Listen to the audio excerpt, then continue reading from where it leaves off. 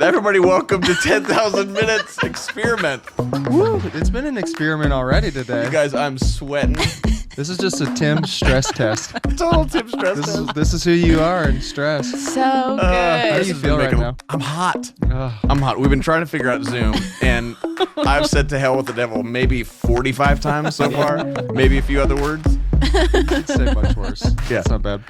Anyways, Tim Timmons here, the hot one, and I don't mean good-looking hot. Anybody? Yeah, so somebody would say, "No, Tim, you look great today." man. Yeah, thanks. Wow. It's like I just got out of a pool, which is nice. Well, you get that just walking outside right That's now. true. That's Yeah, true. it's bad. Chris Cleveland. Yo. We've got Amoy Donice. That's me. And then we've got a real special guest who we're at BFFs as of today. And Trillia, your introduction is just, well, this hot, sweaty person. And I'm so sorry about that. It is a joy to be here. Good. Yes. Thank you. It's a joy to have you. And so we're zooming in. The best part is you live in Franklin. And that's what makes me the happiest. I do. I live right here, and I wish I were in studio with you guys. That would just be. How long have you been here in Franklin? I have been 8 years. So I'm from Knoxville, Tennessee, and we're a transplant. So I'm a Tennessean, but about 8 years here in the Nashville area. Awesome. I love it. We have a lot of fun. We just kind of dork around and we talk about things, hopefully that matters. Things that matters. Things that matter.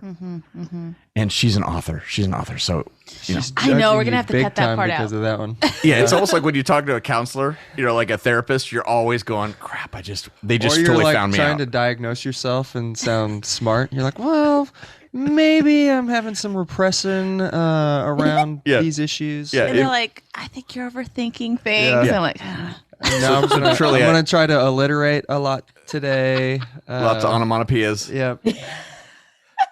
Should be great. Okay, sorry, Trillia. I love it. And just so you know, we do a lot of edits on this thing. why'd that get me? I'm so upset with myself. Anywho. And Hope you do not edit any of this out because it's remarkable.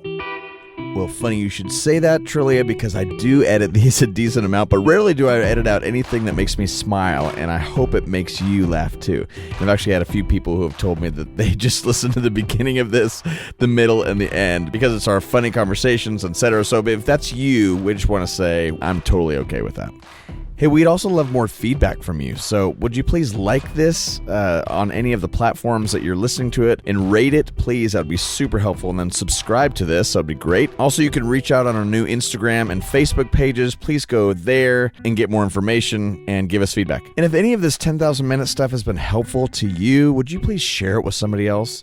And would you even consider partnering with us financially? You can go to 10,000minutes.com and look in the upper right-hand corner. It says donate. Please do that monthly or a one-time big gift would be awesome. Thank you. All right, so for this week, when we've asked around who we should have on the show, a few people had raved about this woman named Trillia Newbell. And I've actually read a bunch of things that she's written and loved everything she said. She's an author. She's amazing, a speaker. So she's a real joy on this thing. I think you'll love what she brings to this. And then at the very end, we have my good friend Mishi Sherry, who helped me start actually 10,000 Minutes a few years back. And then she's going to join us on the last section, which is introing the practice for the next week. So here we go. Thanks, guys. Okay, so today, Trillia, we would like for you to share the worst parts about you. No. Just You just pushed her to the deep just the end. things that you go, you know what, this is my worst attribute. So if you just want to start, we've all kind of gone around already. No, I'm totally kidding. I'm sure my kids contribute to that, but Yeah, no, I totally get it. So you've got kids. or two. Yeah, I've seen them on the lines. And you're married. I'm a fan. So I've heard about your pink husband. Oh, That made me laugh so hard. Could you Yes. explain that really quick? yes. So actually, he is pink. He's rather pink, and he kind of gets rosy cheeks. But my son Yeah. used to call him Peach, and Peach. So, Oh, dang it. That's okay. So close, so close. And my son would call me Brown. So I am an African American female, and my husband's white, and we're in an interracial marriage. So my son was trying to identify with the two of us and figure out himself too when he was really young, maybe around 2. And he'd call my husband Peach and me Brown, and he's very light skinned himself, and so he called himself Peach for a long time.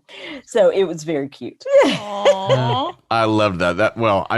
I wanted to make you correct that because I knew it was Peach. It just felt like, It was a quiz and you passed. yeah, well done, Good. well done. I didn't know if you were lying before, because if you were going to say, yeah, it's pink, then we'd call you on that and we'd say, number one, the first thing about you is you're a liar. You know what I mean? Stop. Yeah. I know. Now we're hot. Now we're I sweating. know. We're like, Yeah, goodness. Truly, you're like, why did I say yes to this? So I'm so happy. So I did find it pretty fascinating that a few days ago, it was 54 years ago that day, that the Supreme Court ruled states could no longer deem interracial marriages legal. I mean, that was 54 freaking years ago. Yes, it's not that long ago. And so often I am asked, well, why are we talking about race? Or why bring this up? And it's very clear, real quick, that if we look back at history, and we don't have to look that far, because history Yeah, it's not that far back. Yeah, it's Right. not that far. And so we need to remind ourselves of this, because I think we do forget, because laws are changed, and we You're right. you have this podcast, for example, together without no one's going to probably pick at us. Yeah, the reality is that we're still feeling the effects of our broken history, and we need to be reminded of these things so that we can understand where we are today. Right.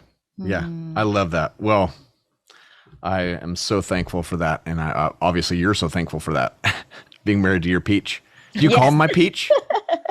Hey, Peach, would you get me this? No, that doesn't work. Okay, so this past week, we've been looking at the idea of being the church online. So this idea is there are 10,080 minutes in a week. 80 of those minutes are generally in a church gathering somewhere, which is awesome and can be so powerful. But there are 10,000 other minutes. It's not what do you do with your 10,000 minutes. It's how do we join Jesus in our 10,000 minutes as the church? So we gather and then we scatter for the next 10,000 minutes until we gather again. And people have been going, this pandemic is so great for the idea of being the church all week long. And so I guess what we're trying to figure out here is, what does it look like for us, and how did it go this past week, of us actually being the church online? So we're in a series on rethinking our thinking, so repenting, rethinking our thinking on the word church. You know, Jesus only uses it twice, which is fascinating. It's only if there's somebody who's been blowing it in your group of friends as the church, you go to that person, and then if they don't hear it, then you go with another friend, and then you say, hey, church, let's join together. And then he talks about Peter being the rock. I mean, those are the only two places where he actually talks about church. So it's more about not just the gathering, but who are we as we are scattered, and especially online, what does that look like? What do we think about being the church online all week long? So for me, I think, okay, we're part of this body. We're part of the universal church, the big C church. And so if we're going to be online, I think we need to represent Jesus. So as a Christ follower, as a disciple of Jesus, that's where it starts for me. And then as a church, Jesus says, people will know that you are my disciples by your love for one another. So if we're talking about how do we display being a part of his body online, then we need to ask ourselves, do we love each other? Are we displaying to the world that we are a part of this community that God has ushered us into, which is the big C church? So that to me is we need to ask ourselves, and if I can be so blunt, is where we're failing miserably. We are not displaying the love of God to a watching world online. People who see us do not I don't think that we are followers of Jesus, that we love one another, because our online presence is so toxic and divided and hostile overall, not in every place. And I'm being very specific and thinking of one social media outlet in particular. So we need to ask ourselves, are we displaying the love of God to a broken world? Do we look like we are the church universal, the big C church? Or are we just fighting? Well, the answer is Yeah. we're doing a lot more fighting. And so I do believe that there's a place for conflict and working through theological differences even, but the way that we communicate to one another matters. Yeah. To me, I think it's of utmost importance that we really evaluate what we do. Now, how to be the church online, real practically, some of the things that I've enjoyed is leading Bible studies online. That's just one way that I have, I guess, practically enjoyed fellowship with other believers across the world. I guess, yeah. Can I just push on that really quick? Because I love that. Yeah. I just, this idea, you were just talking about theology. And that has been, even just in this past season, I mean, online, we've lost good friends because of our theological differences. So how do you do a Bible study? And I want to come back to this other thing you said. Somebody asked you once, what should the church be praying in this season? And you said, pray for humility, repentance, and true unity bound in love. I loved those three things that you said. So I want you to talk about that. But in the context of you actually doing these Bible studies, how do you do a Bible study when all four of us around this room and internet's Zoom chat right now, we all have different theologies? And so when you say something and I'm like, well, I don't think I buy that. How do we do that? How do we do that well? Does that make sense? How do we rise above? Yeah. As you're saying, how do we find unity in this Bible study? And I go, girl, I don't know. I haven't found too much unity in Bible studies, but you have, so go. Okay. Well, first of all, when people, if they're going to join a Bible study that I'm leading, they're going to know where I stand theologically. Yeah. And so you have a choice. You can either join and be taught and understanding that, okay, this is my leaning. This is how I'm going to talk about the Lord in the context of how I interpret the scriptures. But I think what we can do is we can learn about the Lord from each other without, so there can be I think a theological difference without there being a hatred towards one another. That's a real difference there. So those who come to me to read one of my Bible studies or any of my teaching, they pretty much know where I'm coming from. And if they don't, they'll learn pretty quickly and they can discern for themselves what to believe and what to question and ask. And I hope everyone questions anything I teach, right? Right. That's scripture, right? We go to the word first and ask, okay, what does God's word say about this? So I am not afraid of theological differences. I do think, however, that there are going to be some convictions that we see in the scripture where I'm going to say, okay, so plainly, God, I just see this so plainly. We're not going to probably be on the same stage preaching together or speaking together because our theological differences are pretty strong. I do think there are some where it's a clear dividing line, but a divide doesn't mean a hatred. I do think that that's where we as Christians can be very confused. We can love each other and still disagree.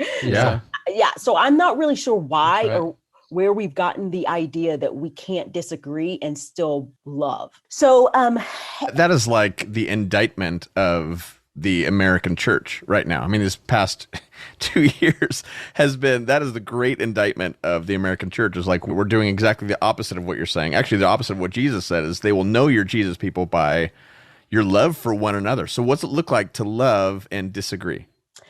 Well, I mean, I think if you and I have no idea. You said we all four come from different theological backgrounds. Well, I'm talking to you without any knowledge of what you're talking about. So I don't know. You probably know more because you did some research before you having me on the podcast. I did not. So I have no idea what your theological leanings are. But with that said, if we all started a conversation about the Lord, and I imagine we would have that conversation and we would listen, being quick to hear and slow to speak, right? That's love. Wow, yeah. And we would assume the best, right? Thank you, 1 Corinthians. So that's love. We're going to assume the best. We're not going to assume the worst. We're going to be patient and forbearing. That's love. So I think that it is about our posture and taking what we know the scriptures say and putting them into action. Now, what I didn't say in any of those is that we're going to agree. Yeah. So we don't have to agree, and we don't have to end our conversation and say, okay, I affirm everything that you say Right. to love. So to me, I feel kind of confident that if you really do love the way that God has called us to love our neighbor as ourselves, which is a sacrificial love, that we should be able to have these kind of conversations without ending a call or with hate in our hearts, like with a vengeance or a desire for murder. That's Yeah. like, I'm just naming it anger, Yeah. right? What Jesus Mhm. names it. So I think we should be able to do that. I will say it's hard. Yeah. It's hard because we think we're right. Yeah. Right. Yep. Yeah. So it can be difficult to love with that kind of listening and patience. So I don't say that as someone who believes it's easy. Yeah. I feel like we've been talking a little bit more about like believers talking to believers online. So we're talking about Bible study and these things where people are making a decision to like, yeah, I'm in. Even if we don't agree, like we've got a baseline of agreement, a little bit of if I'm going to come to a Bible study. I wonder how this looks in general with the rest of the world. And I think I would really love to hear from you, just because a few things of what you said already, I'm like, hey, can I sign up for your next class? I'd love to come, but I'd love to hear just from your perspective, like how we as individuals and us corporately as a church can be the better church for people who aren't churched, who don't know Jesus, who maybe don't subscribe to the things that we subscribe to. And my thought, that's like showing them. Talk about like the kindest thing we can do as Christians is telling them things. I don't know that the culture wants to be told anymore. I think they want to be shown. And the past year with politics and racial inequality and all of these things, I feel like the church has been just really poor actors in this in a lot of ways. And I'm curious how you think we can do better. Yeah. Well, that's a loaded question. Yeah, and I know. a good Sorry. one. No. I mean, it's a good one. It's just, I should say there's so much that we are failing at publicly. Yeah. But I have so many unbelieving friends, and I'm so grateful for that, because one of the things that I have learned is that I don't have to change for them. Yeah. In other words, I'm Trillia online, same Trillia offline. So I don't have to be less Christian because they're someone who doesn't believe the same. I need to just be what God has called me to be. And so I don't think that those who don't believe the same want us to be less of who we are. Actually, I think they want us to be who we are. In other words, right, yeah. I think what the problem is that we're not actually being who God has called us to be. And we need to repent as a church, as a people, repent of our unloving deeds and our unloving thoughts and the way that we speak to one another. And if we actually rise to what God has called us to be, and by the way, I've failed in many ways, so I'm not, but if we rise to what God has called us to be, then I do believe that it is attractive, that it shows the people, okay, this is what it means to follow Jesus. And I actually think that if we say those things, if we say we have failed, it's also attractive. Because we're not coming as people who are like, ooh, look at me. Look at my beauty and my grace and whatever. No, we're like, look at Jesus. And so I have a few friends who interact with me pretty consistently who don't know the Lord. And I have lamented out loud to injustice and the sin that has affected me, people who have said racist things towards me. And it's interesting because I don't have to, how can I say this? We are not Jesus's PR department. I don't have to pretend like the church is awesome and that, if you come, you're not going to be hurt. Actually, it's the opposite. We are broken, in need of God and in need of repentance, in need of grace. And so I am not going to pretend like that is not the reality. But in so doing, I'm going to tell a better story of who Jesus actually is and who we can be if we continue to turn towards him. I also think God's going to build his church. So the real question is, are we going to be a part of it or are we not? Yeah. And I hope we are. That's all. Yeah. Yeah. It makes me think of like, pruning the bush or the tree so it can grow. My follow-up question, I think, on all of it is like, what do you think if God's going to build his church, and after the last year of us kind of walking through this, what do you think that church looks like? Okay. If I want to get real practical, I just don't think people are going to fall for flashy, like the big show Christianity thing. I just think I am seeing the Anglican church, for example, grow as a result, like people who are just looking for liturgical kind of slow, meditative Christianity. I see kind of that kind of pool. I will hope that the vision of a multi-ethnic church will grow. I actually don't know if that is going to be the case. I think people are going to look for safe places, and that might mean that multi-ethnic churches are not going to necessarily be where people are going to flock, which is a whole episode. Come on. Come on. Yeah. We need to do that episode, by the way. That's a whole conversation. I know. But I think people are going to look for the real Jesus, and flash and flare is not going to cut it anymore. Yeah. I think that's what we're going to look for. I love that. I think connecting to like a historical thing, like joining with the communion of saints, know, you saying that like in the liturgies and those things, I see that. I think what you stumbled on, we need to do an episode on that because it would be really interesting and have you back and talk about it. Because I wonder if the kingdom come on earth as in heaven is really that multi-ethnic church.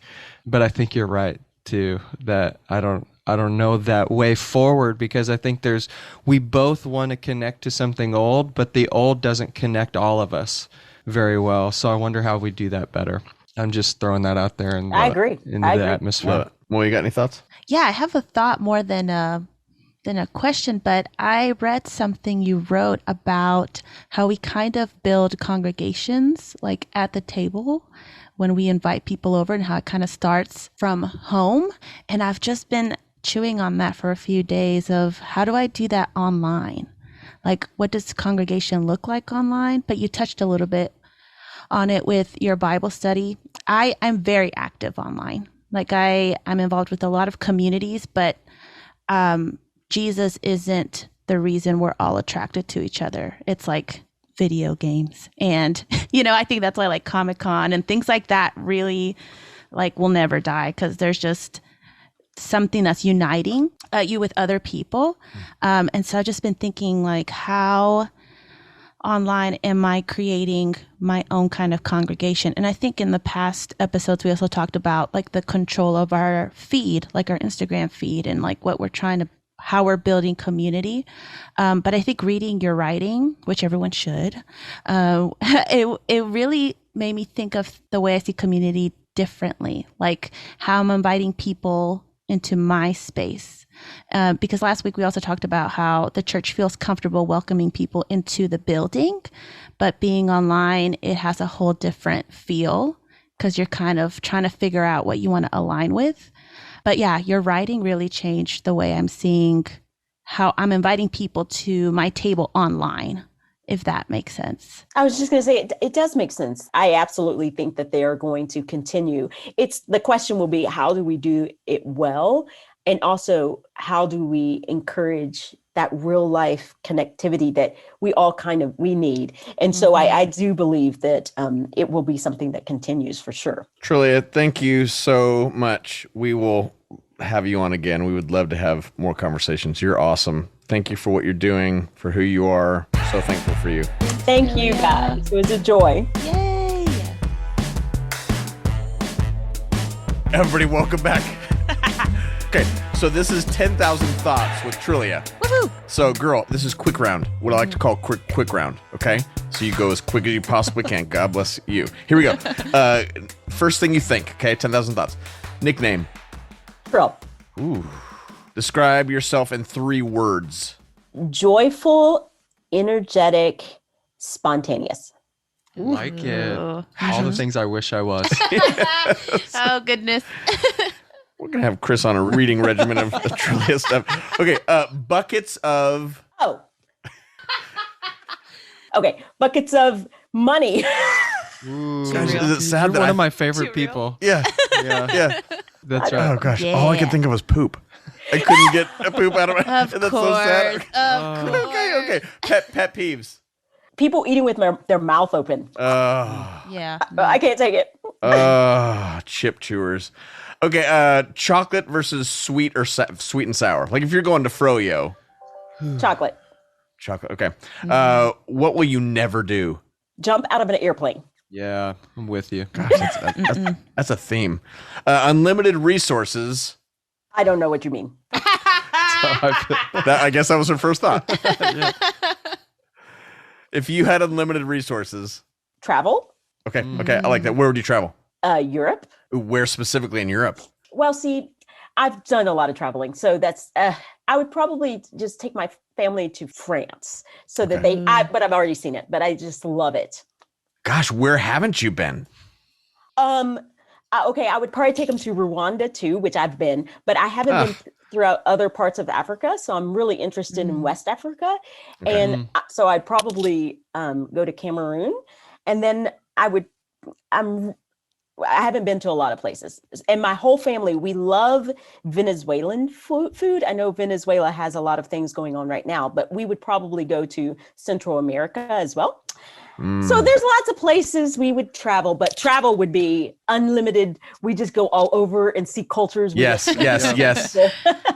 Last one, superpower. Flying. What would you have? Flying. Me too. I like how So I how could would you travel. fly? Yes, right. But then would you be carrying all your amount kids? of money. I'd have You them have to all. fly with. Yeah. If I can fly, I can carry them. So. Yeah, I believe that. All right. Trillia, thank you. You're the best. Thank you, Trillia. Thanks, guys. Everybody, I want to introduce you to somebody that she's staying at my house just for a night or two. So one of the OGs of the 10,000 Minutes. When I first started this idea of 10,000 Minutes, I called my friend Mishi. Mishi Sherry. You probably said, hey, how can I help you in this next season? Mishi just walked with me we spent so many hours. Just trying to figure out what could this look like to help people join Jesus all week long. Not just in the 80-minute gathering, but all week long. So, number one, we're doing this show a lot because of your initial work. So thank you, Mishi. That's Checks in the mail, Misha. That's very Yeah. generous. Checks in the mail. Yeah, that's You're in the sweet. credits. That's Yeah. sweet. I'm just so proud of you. Yeah. I'm so proud. I love seeing dreams come to life and Totally. people be brave and go grab them and do them. Yeah. Because it's easy to talk about them, harder to do them, and I like that. I've liked watching the flail. Like you flailed and tried and experimented and you're really finding your jam. Yeah. And this is a great jam. Thanks, This is a Mish. great way to do it. I yeah. love the flail. Yeah. I feel like I'm flailing most of the time. Just Phoebe run. Exactly. Full Like Phoebe run. Full Phoebe. Flailing about. That's right. So, anyway, thank you, Mish. I'm so stoked to be here, you guys. You Yay. should Super be. fun. Super fun. So, and she's Let's now change the paid world. us $36 just to be on this show. So if you guys want to be on the show, you can go to It's 10,000minutes.com. $38 a month. Yeah. Everyone's getting one sushi roll. Yeah. Nothing more. Yeah. So, anyways, some people do Patreon. This is how we do it. It's an income stream. Yeah. It's an income My stream. Yep. Venmo is. That's wait. right. Okay, so we just had a great conversation, which Misha, you actually listened into I did. with Trillia. Yep. That girl is awesome. So good. I really enjoyed that. So this is our last rethinking of the word church. This week, the practice is actually be the church gathered. So, which, Jeff talked about that a little bit on that 2 podcasts ago, because he's more on the side of, he's the pastor of the church. He understands that stuff. And I've actually, to be honest, I've been more outside saying, man, I did that thing. It kind of left me high and dry a little bit. Like it left me really unsatisfied just to do church. Yeah. And so this idea is, how do we just be the church all week long? Yep. So that is really part of the point. And I'm not damning the institution at all. I'm just I think there's some real dangers with it. But I actually loved our conversation with Jeff because I think it was helpful for us to see some of the beauty of the What it could institution, be. what it could be. But this is actually well, it's actually a lot about that. We should have had Jeff on this one. This is more of what's it really look like for us to be the church gathered. But I don't want to focus on Sunday morning. Yeah. I want to focus on the table. I want to focus on our conversations. I want to focus on those things, like sitting around something like this, or eating with people, or what does it look like for us to be the church gathered? And again, I do not mean in the main gathering. I love those things. But that's not what church is. Church is who we are gathered and scattered in the name and the power and with the authority of Jesus. And it's so great that we get to gather with a bunch of people in a building, but I can also be the church in a coffee shop or at my dinner table. So, okay, go. So be the church gathered. Why is it important to gather as the church in that way? I just outside want of to the say, 80 minutes. I think you do this really well. Like every time I come to your house, there's 6 cars in front of it, right? There's always kids here with your kids. Your wife's got somebody here. You've got people here. Every time I walk upstairs from the studio, there's a house full of people. Maybe better than anybody I know. I think just seeing you do this, I mean, you've kind of collected all of us. We're part of this thing now that even here doing this podcast has kind of become a church, outside of it. So maybe kudos to you a little bit for caring enough to do that. What else about me? I mean, what other things do you really love? No one comes to my house, Tim. That's all I'm saying. But there's something there, right? So for years, I mean, I've known you pre-beard, pre-glasses. Oh, gosh. And one of the first things... Did he have hair? He did have hair when wow. I first met him. Little scatterings, yes. Notice I had to pause to think about that. Yeah. Okay. Back to the things you like about me. That's right.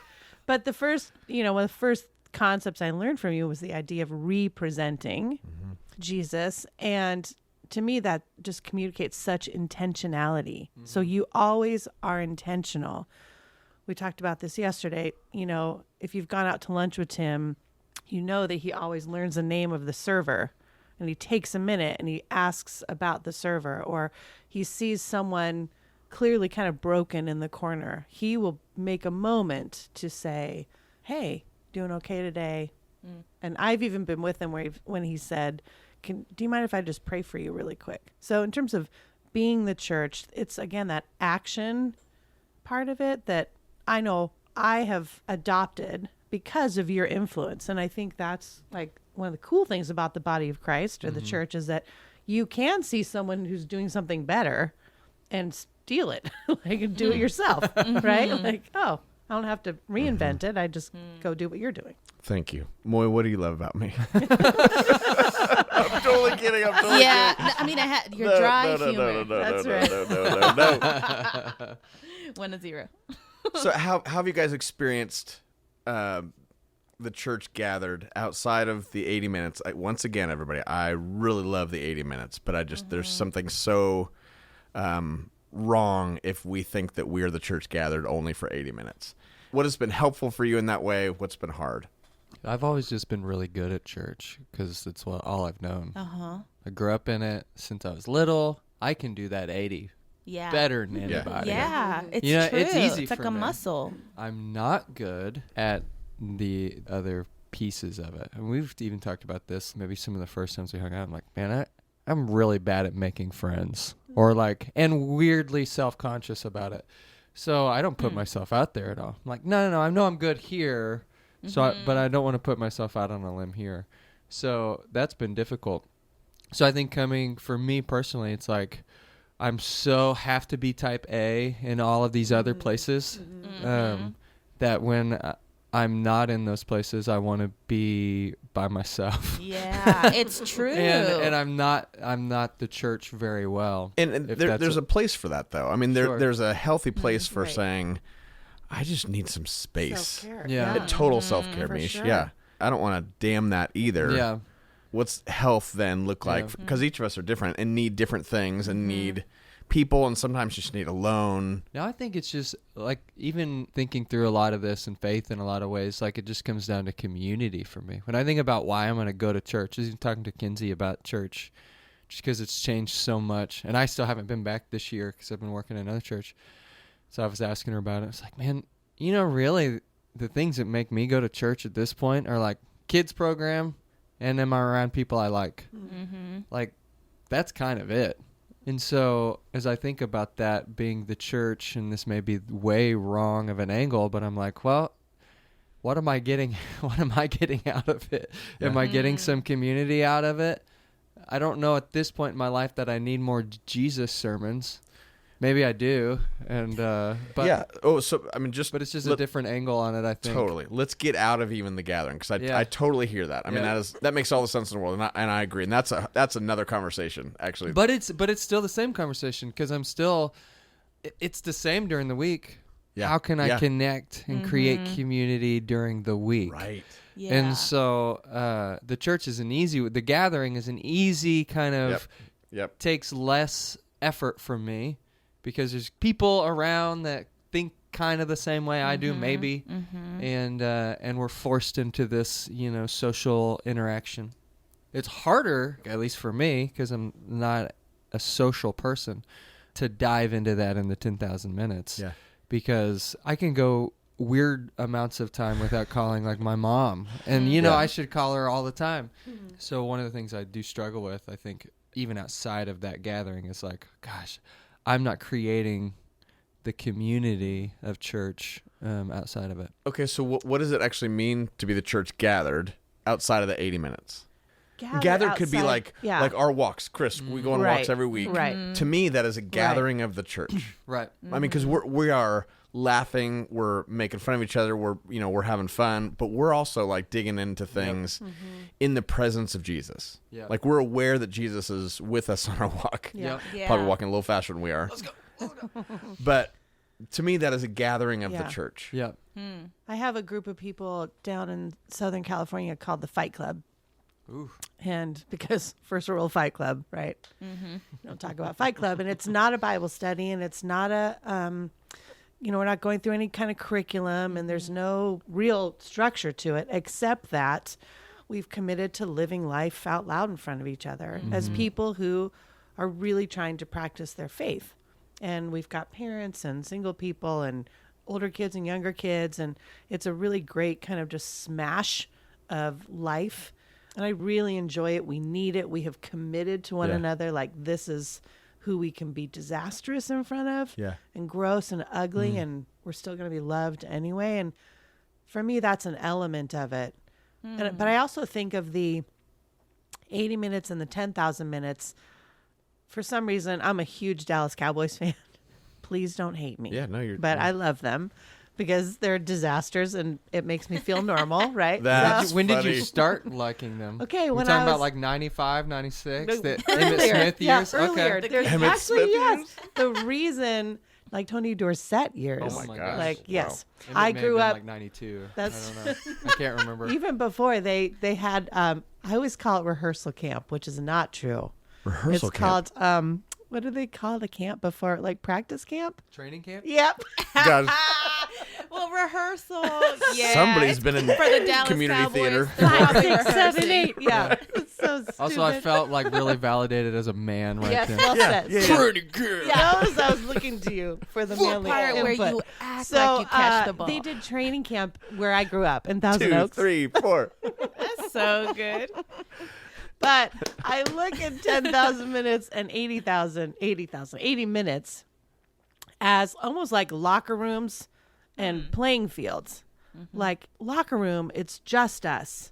And it's just us speaking our own insider language. And it's getting that like tank filled and come on. And then we go out on the field where we do our own individual jobs together, right? And then we come in at halftime and see what we need to sort of like, oh, Misha, you suck at this and tweak this or whatever. And Timmons, stop whatever you're doing. But then we go back on the field. So there's sort of this like, there's an individual element for me of being the church in the 10,000 minutes, knowing that I have this invisible thread of connection to my other players, if you will, like the other people on my team. Yeah.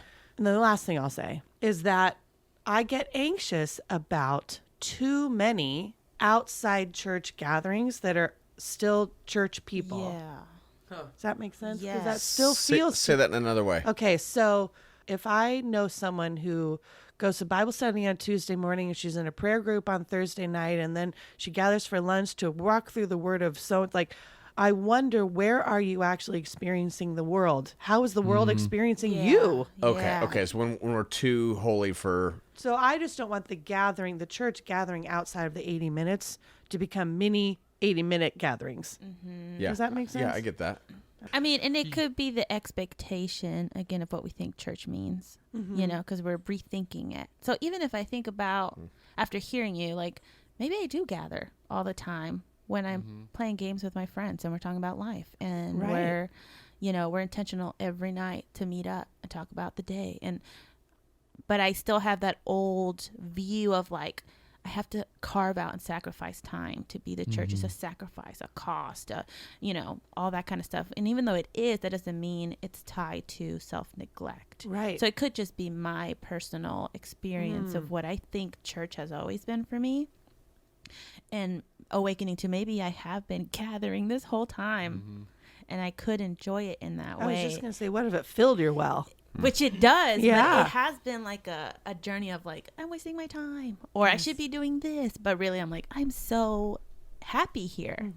Or I love the way Jesus is showing up in this community, but how do both exist? And I think I'm like, hearing you talk, I'm like, they just do.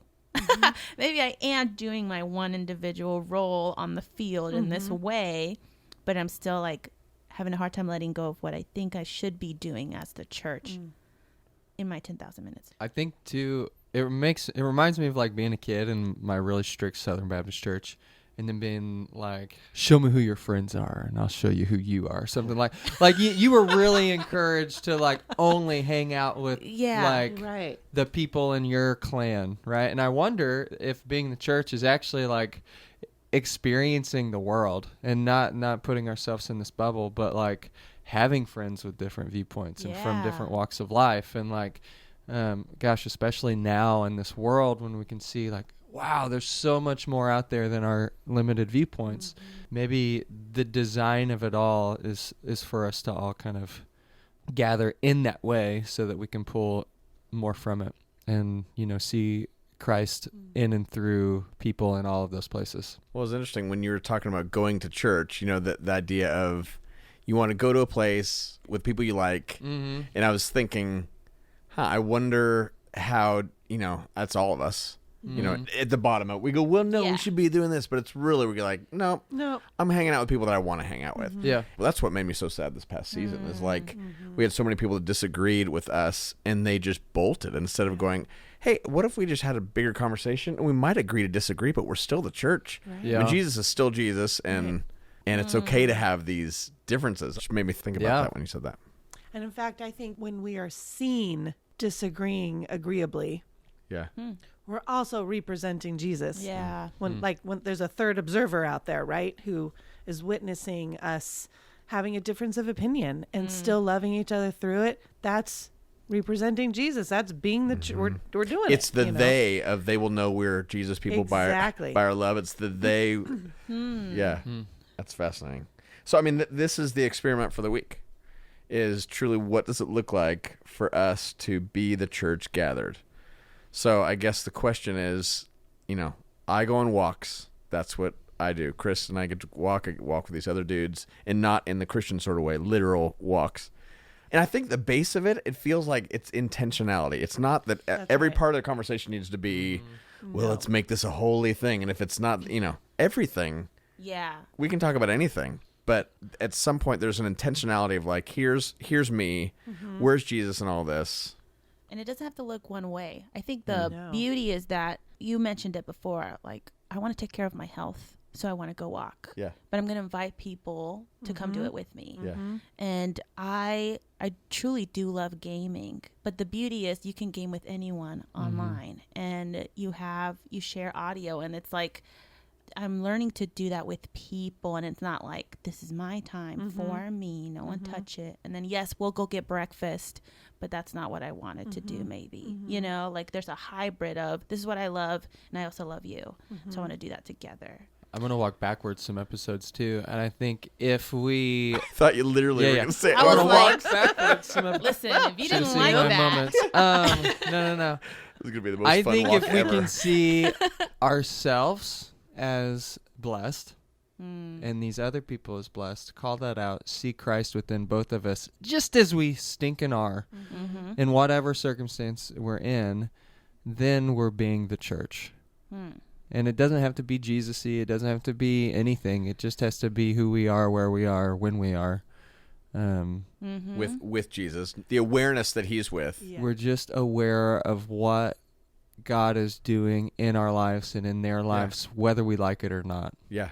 So And good. kind of no matter what the circumstance is. So There's an extraordinary in being really kind and really patient and really humble and really listening to people. So are all things you can do without even uttering the name Jesus. And one of the first things I learned in ministry is that people like to have something to do.